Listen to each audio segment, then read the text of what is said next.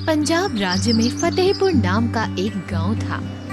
वहां पर एक बूढ़ी औरत रहती थी। उसका नाम प्रीत कौर था। प्रीत कौर के 3 बेटे थे। उसमें से 2 की शादी हो चुकी थी और 1 की शादी होना बाकी थी। प्रीत कौर काफी नकचड़ी और नखरेलू थी। उसे बहुओं को सताने में बहुत मजा आता था। प्रीत कौर अपने पति और बेटों से बहुओं को खाने के लिए हमेशा खरी खोटी सुनाया करती थी, या फिर खाने में खुद नमक मिर्च मिला दिया करती, जिससे उनकी बहुओं को डांट पड़े। एक दिन, अरे बहू, कितना समय लगेगा? खाना बना रही हो, क्या कर रही हो? लगता है दोनों हमें भूखा ही मार देंगी। रुकिए माँ जी, ला रही हूँ। दोनों बहुएं खाना परोसती हैं। सभी खाना चखते हैं और जैसे ही प्रीत कौर का पति हीरालाल खाने की तारीफ करने लगता है, तो प्रीत कौर उसकी बात बीच में काटकर बहुओं को खरी खोटी सुनाने लगती है। क्या खाना, ये थू, सारा मुंह का स्वाद ही खराब कर दिया। छी! ना जाने माँ ने क्या सिखाया है, हमें मारने के लिए इतना नमक देती हो क्या? पर माँ जी, आज तो मैंने सब्जी चखी है, इतना नमक तो नहीं था। पता नहीं कैसे। अब तुम मुझे सिखाओगी कि क्या गलत है और क्या सही? हाँ? हमें माफ कर दीजिए माँ जी, फिर से ये गलती नहीं होगी।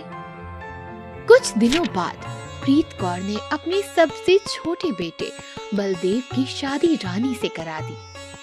शादी के बाद जब रानी रसोई का काम संभालने गई, तब प्रीत कौर उससे बोली, अरे रानी बिटिया, आज तुम खाना बनाओगी? सुना है तुम अपने गांव में इतना स्वादिष्ट खाना बनाती हो कि सब उंगलियां ही चाटते रह जाते हैं। बेटी, जरा हमें भी चखा दो अपने हाथ का खाना। जरूर माँ जी, आप बैठिए, मैं खाना बना कर लाती हूँ। रानी रसोई में जैसे ही जाती है, उसे वहाँ छोटी और बड़ी बहू मिलती है। रानी उनसे कहती है, अरे मैं तो खामखा डर रही थी कि ससुराल में सासू माँ कैसी मिलेंगी।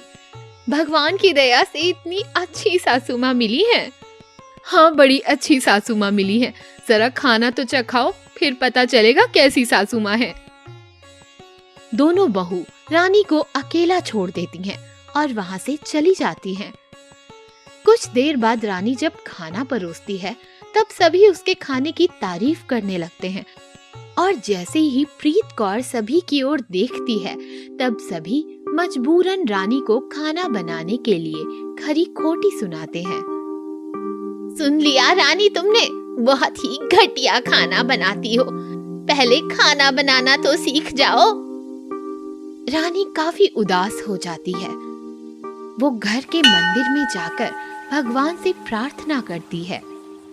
उतनी ही देर में उसके सामने अन्नपूर्णा माँ प्रकट हो जाती हैं। बेटी, आंखें खोलो।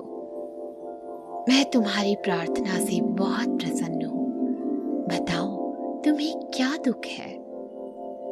अन्नपूर्णा माँ। रानी अन्नपूर्णा माँ को सब बताती है और उसकी दुविधा सुन अन्नपूर्णा माँ अपना हाथ हवा में घुमाती हैं और तुरंत एक सोने का चमचमाता हुआ सिलेंडर प्रकट हो जाता है। ये लो बेटी, जादुई सिलेंडर। तुम जब इस पे खाना बनाओगी तो इतना स्वादिष्ट बनेगा कि सब उंगलियां चाटते रह जाएंगे, और कोई चाहकर भी तुम्हारे खाने के बारे में कुछ भी गलत नहीं कह पाएगा।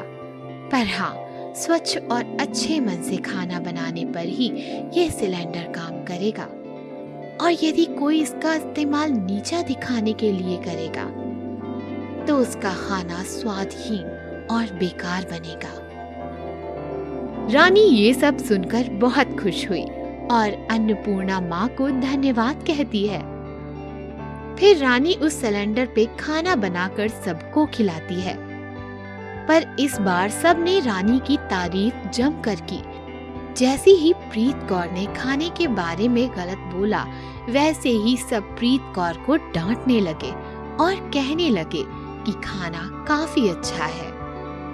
प्रीत कौर सबके बदले बर्ताव को देखकर दंग रह गई और चोरी से रानी पे नजर रखने लगी।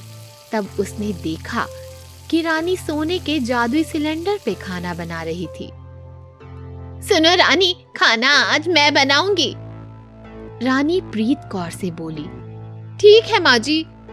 और फिर वहां से चली गई। फिर प्रीत कौर ने खाना बनाकर सबको परोसा। प्रीत कौर का खाना सबने चख कर फेंक दिया। और फिर प्रीत कौर का पति हीरा लाल प्रीत कौर से चिल्लाकर बोला, ये कैसा खाना बनाया है?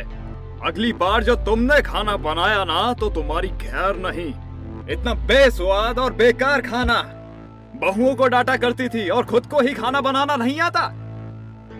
माँ जी, वो सोने का सिलेंडर सिर्फ उन्हीं के लिए काम करता है जिनका मन साफ और निर्मल होता है। प्रीत कौर को ये सुनकर अपनी गलती का पछतावा हुआ और उसने अपने व्यवहार को बदल लिया और फिर उनका परिवार खुशी खुशी रहने लगा। जादुई चक्की। एक गांव में रामू और श्यामू नाम के दो भाई रहते थे। दोनों थे तो सगे भाई, मगर दोनों की आर्थिक स्थिति बिल्कुल अलग थी। रामू एक बड़े कारखाने का मालिक था, वही श्यामू के लिए 2 वक्त का खाना भी लाना मुश्किल था। एक दिन रामू अपने पैसे गिनकर आराम करने घर गया। वही श्यामू बाजार से खाली हाथ भूखा प्यासा घर लौटा। श्यामू को भूखा देखकर उसकी पत्नी ने कहा, तुम जाकर अपने भाई से कुछ पैसे उधार क्यों नहीं ले लेते? अपनी पत्नी राधा की बात सुनकर श्यामू ने कहा, ठीक है, मैं जाकर रामू भैया से पैसे लेता हूँ और कुछ खाने को लाता हूँ। पैसों की उम्मीद में श्यामू अपने भाई रामू के घर गया, मगर रामू और उसकी पत्नी ने उसे बहुत भला बुरा कहा और हद भिखारी कहकर वहाँ से भगा दिया। श्यामू उदास मन से घर लौट रहा था कि रास्ते में उसे एक प्यासी बुढ़िया मिली। बुढ़ी अम्मा प्यास के मारे रो रही थी। श्यामू से इस अम्मा की ये हालत देखी नहीं गई और वो उसे अपने घर ले आया। घर जाकर उसने पहले अपनी पत्नी से कहा, अम्मा को बहुत प्यास लगी है, अम्मा को पानी पिलाओ, फिर थोड़ी देर आराम करवाओ। घर पे मटके में जो भी पानी था वो राधा ने बूढ़ी अम्मा को पिला दिया और खुद श्यामू के साथ प्यासी बैठी रही। थोड़ी देर आराम करके जब वो बूढ़ी औरत उठी तब उसने देखा कि घर पर कुछ भी नहीं है। अम्मा ने श्यामू से पूछा, तुम सच में इतने गरीब हो बेटा?